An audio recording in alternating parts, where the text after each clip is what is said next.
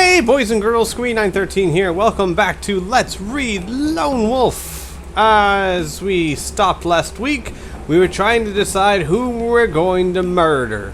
Because they were trying to murder us. I left the vote up to you guys, and you guys overwhelmingly voted for us to murder the priest. Shame on you people. You don't like Horley men? Not to mention the only guy from your same country. Well, anyway, I leave it to your better judgment. So, why don't we get started, shall we? Just get right into it. Why not? Why delay the inevitable? Let's see if you guys made the right choice, shall we? A quick recap. One of these 5 people was trying to kill you with poison. They weren't very subtle about it. Found out someone's doing it. And we're attacking the assailant. We hope. You know, we could be completely murdering an innocent person, but, you know, we hope not. So, let's go to page 158, shall we? The priest does not seem to be surprised by your attack, and he draws a black sword from beneath his robes. Ugh. Combat skill 16. Alright, so... oh, hang on, we have a sword. Hang on a second. Just 1 second. Because we bought it. We bought that sword. Yeah, okay. So, we go to do battle now. He's got a combat skill of 16. Pretty high for a priest, if you ask me. And we have a full endurance. He has endurance of 23. Not surprised by our attack. Seems to make sense that if he is the actual bad guy. Let's rumble. Let's do this. Alright. He's down to 14 endurance points. We're down to 27. We're down to 23. He's down to 9. We're kicking his butt. He's down to 1. We're down to 21. And we're down to 17. Ooh, we got a good blow in there at the end. We lost 12 hit points in that fight. That is a tough priest right there. Good lord. Alright. Wow. So, 17 hit points left. And let's just hope we attack the right person. Searching the body, you discover all you need to prove that he was the assassin. Good job, folks. I wonder how many of you read ahead to find that out, or how many of you actually looked at the picture and noticed that there was a tattoo of a snake on his wrist, and that happened to also match the tattoo on the wrist of the people who attacked us at the beginning of the book. Just putting that out there. Man, some of you guys said you wanted to attack, like, the adventuress. What the hell did she ever do to you? Come on, guys. I don't like her, because she has a weird nose. Murder her! Alright, searching the assassin, you find all you need to prove that he was the assassin. Inside his pockets, you find a half-empty vial of Gnadern sap, the deadly poison that was used to taint your food. There is also a scroll written in Gak, giving details of your expected arrival in Port Bax. He must have located you at Ragadorn and hatched his murder plans there. You notice that the weapon he carries is a Dark Lord blade fashioned of black steel and forged in the furnaces of Helgadad, the infernal city of the Dark Lords beyond the Durnkrad range. Only there, in all of the vast Magnamon, can black steel be made. But the final proof of his true identity is the serpent tattoo on his left wrist. The harbor thugs who attempted to kill you before attempted to kill you before you had even left Holmgard bore exactly the same mark. His purse contains 23 gold. Woohoo! You may keep that if you wish. Indeed, we will. Hells yeah, spoils of war and all. Alright, so we're at 42 gold. Yeah, I'm gonna be able to keep living the high life this way. The other travelers stare with horror and disbelief at what you have done. But, poison? Black sword? No? Aww. Before you can explain yourself, there's a loud crash as the front door is thrown open. In rush 6 armored soldiers led by the innkeeper. They are the town guard, and the one-eyed innkeeper is screaming at them to arrest you. Do you wish to fight them, or if you wish to escape? I don't want to kill innocent people, so I'm going to run away. Although night has fallen, a full moon casts a bright light upon the village. Behind the tavern, you see a small wheelwright's shop with 2 horses hitched to a hay cart. You have the Kai discipline of camouflage? I do have the Kai discipline of camouflage. See? It says right there. So I'm going to turn to page 179. Using your Kai discipline of camouflage, you can hide undetected in the hay cart until it's safe to come out. Do you wish to hide? Well, yes. Yes, I do. Turn to page 82. Hey, that rhymes. When you are certain that the angry mob have passed, you jump from the hay wain and run stealthily along the street, dodging from one shadow to the next. To your left, there is a shop with a sign above the door. Guigno's Weaponsmithy. There's a light in the window and the door is open. If you wish to enter the shop, I do. I need a broadsword. I need a broadsword so much. Alright, a large man dressed in a leather apron is busily sharpening a fine broadsword. Hey, look at that. He is seated at the grindstone that sends... Oh, hang on, folks. Aha, I'm back. Alright, he is seated at a grindstone that sends a shower of sparks high into the air every time he touches the blade to it. He bids you good evening and offers you the broadsword. 'Tis a fine blade, wrought of Durney steel. It can be yours for only 12 gold crowns. Oh, thank you, my own personal weapon pointy savior. Alright, if I wish to purchase the broadsword, I do. I really, really do. Inventory. Whoa, whoa, whoa, whoa. No, hang on. I hit the load game and it tried to load a game and it didn't work and I had to restart. Anyway, continue. If you leave the shop through the front door or the rear door. Let's go out the rear door. Why not? Page 3. You enter a small alleyway behind the shop, at the end of which you can see a horse tethered to a post. If you wish to take this animal and flee the village, yeah, let's take the horse. I'm not really a fan of horse theft, but my country needs me. So, you spur the horse along the twisting village street, across a wooden bridge, and up a steep path towards the crest of the cove. In the light of the moon, you catch a glimpse of a signpost pointing eastward. You ride all night without sleep. As the dawn breaks, you are greeted by a startling change of landscape. The barren wildlands have given way to moors and waterlogged fens, and a dark shadow runs the length of the eastern horizon for as far as the eye can see. This is the Duranor Forest, the natural frontier over the... Hang on. Where was I? And the dark shadow runs the length of the eastern horizon for as far as the eye can see. This is the Duranor Forest, the natural frontier of the Mountain Kingdom, where it borders the untamed wildlands. It is indeed a welcome sight. Oh, hang on, there's a footnote. 13. You may now resume the use of hunting to fulfill the meal requirement as you are headed... Yay, good, because we have no food. Alright. You are no more than a day's ride from Portbacks, but you are tired after your night ride and must eat a meal or lose 3 endurance points. No, I don't! No, I don't! Ha ha ha! I'm gonna hunt me a deer, or squirrel, or rat, or something. If you have the Kai discipline of hunting, you may use it to trap a wild moor rat. Hey, how about that? A rat, or a marsh bird. Tasty. After an hour's ride, you come to a fork in the road. There's no signpost. Alright, we've passed 6 numbered sections, so I'm going to go ahead and bump us up to 23. And guys, I may forget from time to time. I would say remind me, but that's kind of pointless, so just bear with me. I do try and keep a pretty good track of how many health points I've regained, so... if you wish to take the left fork, turn to 261. If you wish to take the right fork, turn to 334. How about 0 through 4, I go left, and 5 through 9 I go right. So I go right. After a few miles, the track becomes tangled and overgrown until all trace of it has completely disappeared. The ride becomes slow and difficult, and you strain to avoid the bogs and potholes in this moor. After several hours, you reach the edge of the Duranor Forest, and above the ferns, you notice a tall watchtower. A spiral of smoke rises lazily from a hidden chimney. If you possess the Kai discipline of tracking, turn to 98. I do! No, I don't! I don't have that. If you wish to investigate the tower, or if you wish to ignore the tower and search for forest track, let's investigate the tower. Maybe we can ask for directions or something. The area around the watchtower door has been cleared of foliage and the ground is well trodden. You are looking for a lock or keyhole in the ironclad door when it suddenly opens. Standing before you is a knight of the White Mountain, a broadsword held in front of his face. State your purpose and mark your words well. My steel will be your answer if you lie.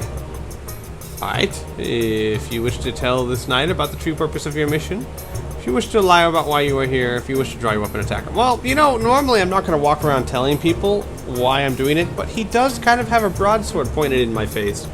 So I'm going to say I'm here to help my countrymen. The knight sheathes his broadsword and ushers you inside the tower. Oh, thank God. I thought maybe he was a bad guy. You follow him into a large room at the top of the flight of stone steps where a log fire blazes warmly. If you are who you claim to be, you must be in possession of the seal of Hammerdale. Show it to me, he orders. If you wish to show him the seal? Yes, I wish to show him the seal. It's not like I haven't already revealed everything. His look of suspicion changes to one of surprise. I believed you to be a trickster, kind lord. I must confess that I had planned to teach you a lesson you would not have forgotten in a lifetime. Please forgive my doubts, but your story sounded so grave that I refused to believe it for fear it be true. I am sworn to the defense of the border, but I cannot leave this tower. But I offer you any of my possessions if they may aid you in your quest. He places the following items on a large oak table and invites you to take your choice. I have a broadsword. No, I have one already. Mace, quarterstaff, healing potion. Ooh. Enough food for 3 meals, a backpack, and 12 gold crowns. Well, keep the money. And everyone's like, what? Well, dude, I have like 42 crowns. I think I'm good in that department, thanks. But I will take the food. Because you never know when food will be helpful. So meals. Meals. Yes, that's right. I spell everything plural. All right. And the healing potion.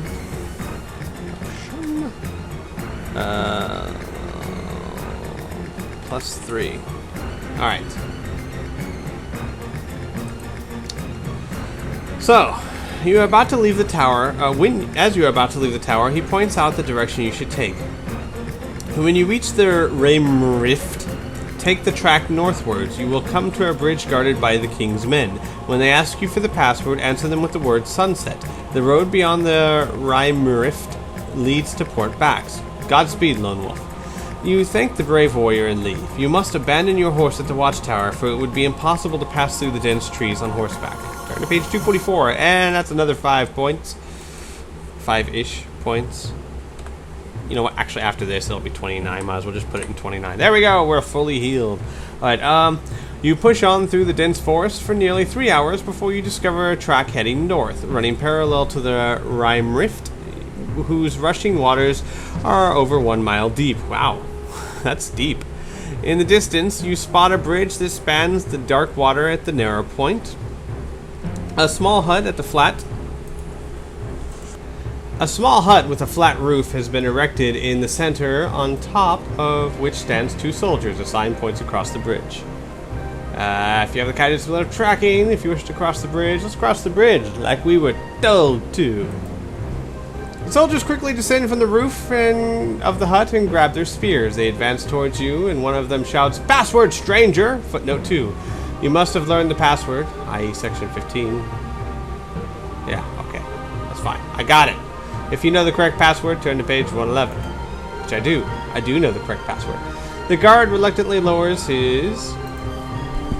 the guards reluctantly lower their weapons and allow you to cross the bridge. As you slip past, they stare at you and whisper to each other. Once you are safely across the Rime Rift, you quickly hurry on your way in case they change their minds and arrest you. After nearly an hour of walking along the forest road, you arrive at a junction where a signpost points to the east. Port Bax, 3 miles! You smile and set off eastwards. You should be there in just under an hour. At dusk on the 10th day of your quest, you experience your first sight of the magnificent city of Port Bax. Like a diamond set in a green velvet shore, the towers of the city glimmer in the pale light of the waxing moon. To the north is the harbor and the formidable war fleet of the Duranese navy. To the east, beyond the moss-covered city wall, stretches the forest of the Duranir, and there, on the crest of the hill, stands a castle tall and proud, the crowning glory of this beautiful port. You enter Port Bax through an unguarded gate in the green city's wall. Alright, where was I? At the dusk of the 10th day of your quest. Oh, yes, talking about the castle. To the east, beyond the moss-covered city walls, stretches the forest of the Duranir. Sorry, I completely lost my place. You enter Port Bax through the unguarded gate in the green city wall and make your way through the darkening streets towards the harbor. As you turn into a tree-lined avenue, you notice the wide stone steps of a domed building to your right. You stop to read the brass plaque. City Hall! Despite the late hour, the main doors are open. If you have the kind of split of tracking, I don't. If you wish to enter the City Hall, or if you wish to continue to the harbor. Why would I go to the harbor? I want to go to the City Hall. I want to say, hey, peoples, I need your help. Just inside the main door sits a kindly old man with a long beard. He is studying the huge leather-bound book that rests on the lectern before him. He has not noticed you enter the City Hall. If you wish to ask him the way to the Consulate of Summerland, yeah, let's do that. The Consulate of Summerland, he says in surprise, somewhat taken aback by your sudden appearance. Then, recovering himself, he says, why, of course. It is in Allen Square near the harbor. Turn right when you leave, and right again at the end of the avenue. They will take you to the Red Gate. You'll need a red pass to enter, as the consulate is in the naval quadrant of the city. It's a restricted area. Well, of course I would need, because it can't be simple. You ask the man how you can obtain a red pass. Doesn't the seal of Hammerdale count as a pass? No? Alright, fine. From the captain of the port watch, he says, you're obviously a stranger to Port Backs. There are few indeed that do not know the answer to that question. The port watch tower is at the end of the avenue, just as you turn for the Red Gate. You thank the old man and leave the city hall. At the end of the avenue, the cobbled street turns abruptly to the right. Opposite this point is a tall white stone building with a plaque above the door, with a picture that says Port Watchtower, Harbor Authority. You can see the cobble street ends at the high stone wall. There is a large red gate in this wall. It is guarded by 2 soldiers. Beyond the gate you can make out the masts of ships moored in the harbor. Yes, we need to enter the watchtower to get the red pass for the red gate so that the red people leave me alone. You are standing in a large empty hall. Opposite are 2 doors, each with a brass sign above them. If you wish to enter the door marked White Pass, if you wish to enter the door marked Red Pass. Some people might be going, well, gee, that's kind of obvious, but, you know, you have to think that some people don't know. If you didn't go into the city hall, you don't know which pass you need, so we're going to take the Red Pass. You enter a large room full of ledgers and files. A man wearing the uniform of the Journey's naval officer is seated opposite at the large desk. He peers at you inquisitively from behind a huge book and says, you must have pressing business in the naval quadrant to apply for Red Pass at this late hour. I shall need to see your access papers and proof of your commanding officer's authorization. If you've collected the necessary documents, which I don't believe I have procured as of this moment. If you do not have the documents he requires or do not wish to show him, you will have to risk showing him the seal of Hammerdale. Yeah, let's go with that one. You just bust that baby. Pow! Here's my pass. Take that, soldier of... Okay. I'm sorry, I just had this image of... He takes out the seal, like, slaps on this, like, BAM! There's my pass. What? Is that authorization enough for you? Okay. Sorry, obviously Snoop Dogg has turned into a Kai Lord. The man stares at the seal with a look of shocked dismay. Without saying a word, he gets up from his chair and beckons you to follow him up a flight of spiral stairs that lead to a domed chamber. Here you meet the captain of the port watch. He listens intently as you tell of the War of Summerland and your urgent mission. Issue a red pass immediately, he orders. Top priority. You will collect your pass, leave the port watchtower, and hurry across the street towards the harbor guards.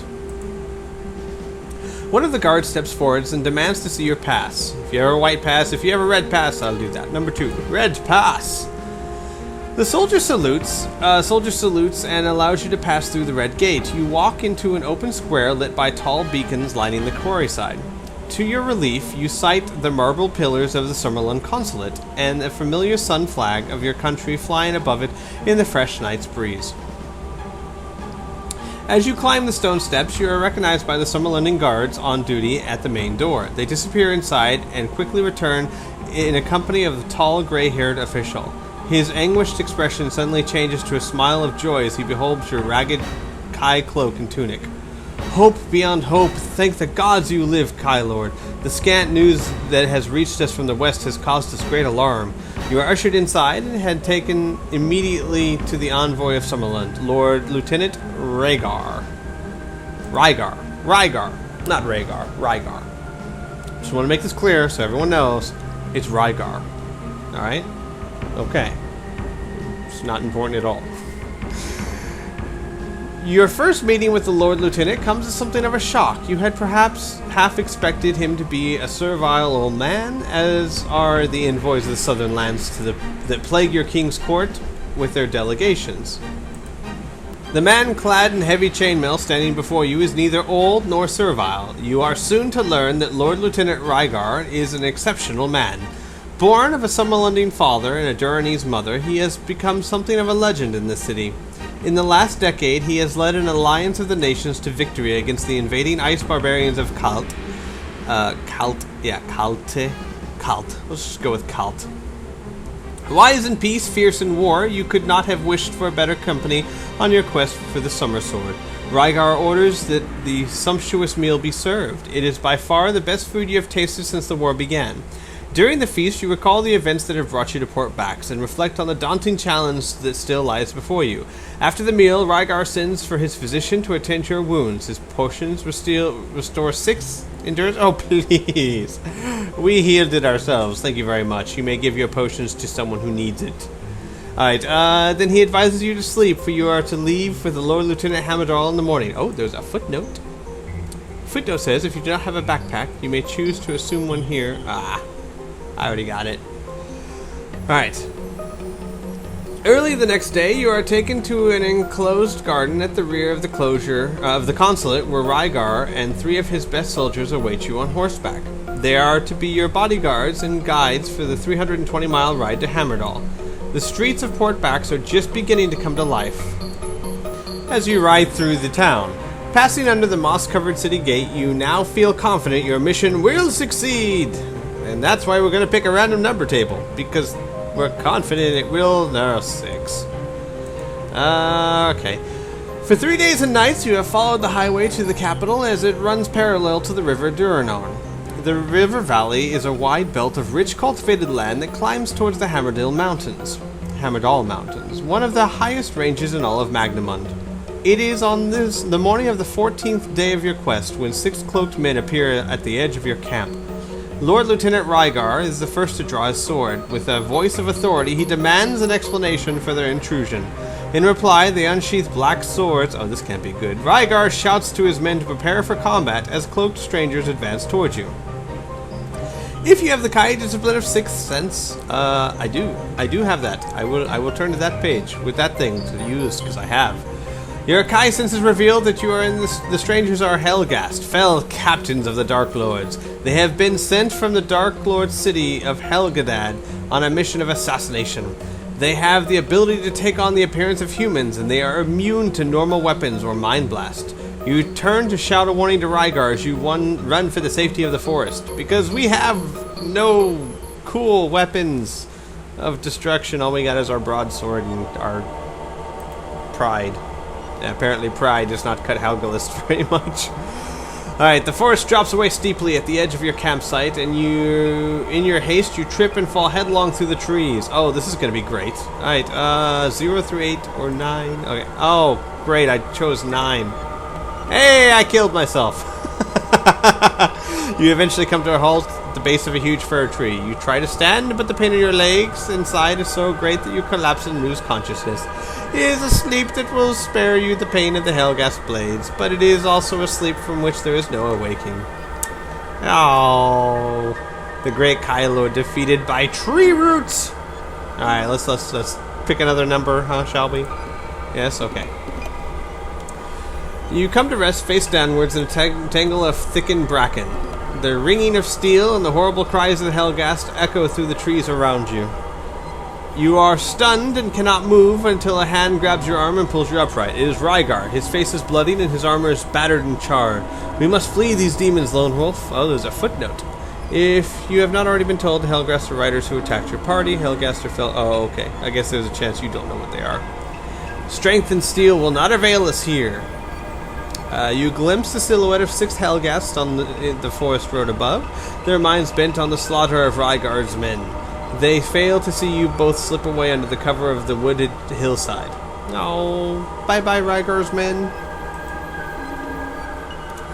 Hang on, I gotta take a drink.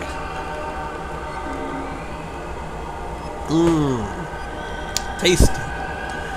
For 6 hours you run without rest. The Hellghasts are on the highway and you are forced to make your way through the steep and wooded foothills to avoid risk of capture. Many times you feel that you just cannot go on, that the pain and fatigue are too much to bear. But each time you falter, you are spurred on by Rygar. You marvel at his endurance, for he is not a young man, and he is clothed in heavy armor for a Summerlundy night. By nightfall, you have reached the entrance of Ternarlin, the western tunnel through the Hammerdale Mountains. The 3 tunnels of Durinur have excavated were excavated during the age of the Black Moon, and each tunnel is over 40 miles long and passes through the huge city of passes through the huge circle of Hammerdale Range to the capital. The tunnels provide the only access to the city. Rygar sits beside you and takes some bread and meat from his pack. Eat this, Lone Wolf. You must sustain your strength for the journey to Hammerdal, for from here you must venture through the Tarnalin. I shall remain here and hold the enemy back for as long as I have strength to fight. Do not argue that your mission to succeed is the only thing that matters. Hang on a second. Alright, if the Rygar is to hold off the Hellghast, he'll need a magic weapon, for his own sword is no use against the creature. There's a footnote. See the Irurum for this section for details of the gameplay changes made to this section. What? Alright, whatever. I don't possess a magical spear. This could be very bad. I was supposed to get a magical spear. I think I chose a wrong number somewhere.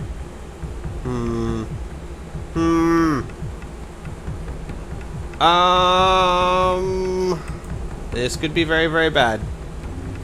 Alright, anyway.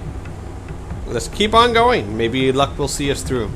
Tarnalin is a wonder to behold. Over 100 feet in height and width, the tunnel runs to the capital on the far side of the Hammerdal Range. Usually, it is alive with traffic of wagons and people to and from port backs. But as you enter, you find it deserted except for the overturned fruit cart. The road that disappears into the torchlit tunnel is empty and quiet. As you walk along the paved road, you get an uneasy feeling that perhaps the Hellghast have arrived in Tarnalin before you. You have been walking for nearly an hour when the tunnel splits in 2. Well, crap. Alright, random number time. 0 through 4 is left. So we're going left. Please don't kill me. Please don't kill me. Alright. Ahead you can see a passenger wagon similar in design to those that are use the coast roads of Ragadorn. The horses have been cut free and it appears to be deserted. You notice the bodies of 3 soldiers laying beneath it. Their uniforms are heavily bloodstained. If you have the discipline of 6th sense, I do have that! Your senses warn you that the wagon contains an evil presence! If you wish to enter the wagon, yes, because that would be a really smart move. If you wish to dash past the wagon and run for safety. Or do you want to return to the junction, head the other way? Ooh. I'm gonna run! I'm gonna trust to my speed. You have just passed the wagon when you hear a noise behind you. Spinning around, you scan the walls and the ceiling, but you can see nothing in the gloom of the tunnel. This does not sound like a good idea. Uh-oh.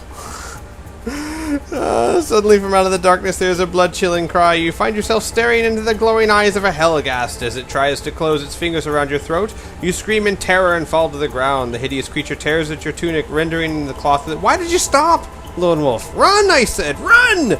I don't have a magic spear, so it's gonna kill me. Yeah, it kills you horribly with its claws. So let's take the other... Let's go back to the other junction, shall we? And try that one. Alright, you have walked for nearly a mile along the deserted tunnel when you see a flight of steps and cut into the rock face to your left. They lead to a platform which runs the length of the tunnel ceiling.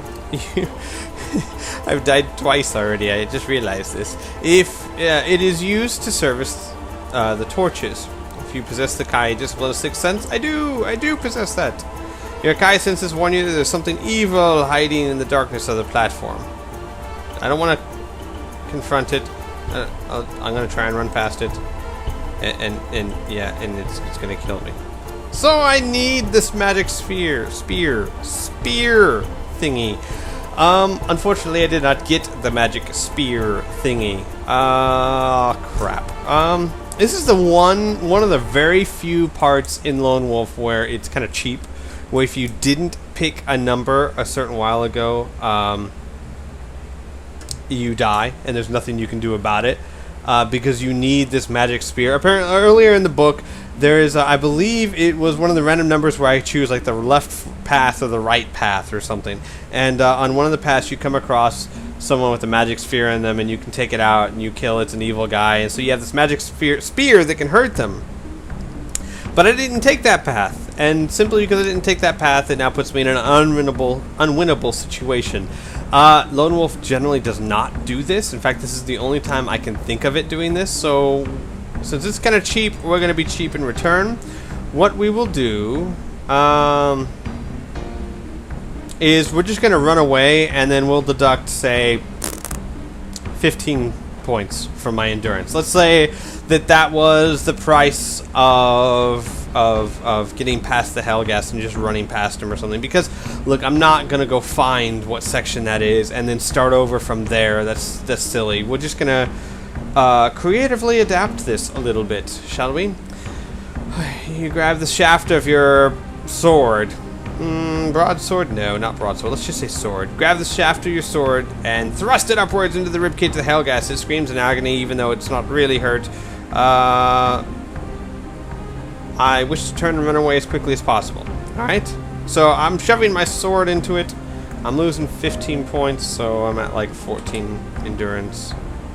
And then I run as fast as I can.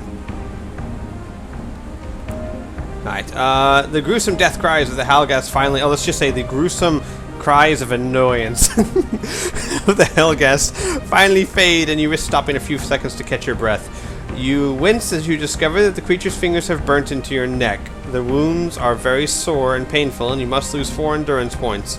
Tearing the edge of your tunic, you make a bandage before continuing your journey through the tunnel. So we're at 10. Let's go ahead and take our potion. So we're at... no, 13. Let's erase the potion. I think that's a suitable penalty to pay for not getting the magic spear. Why do I keep saying sphere? The magic spear. That way, it's not just oh, you didn't choose the right path, now you must die, kind of thing.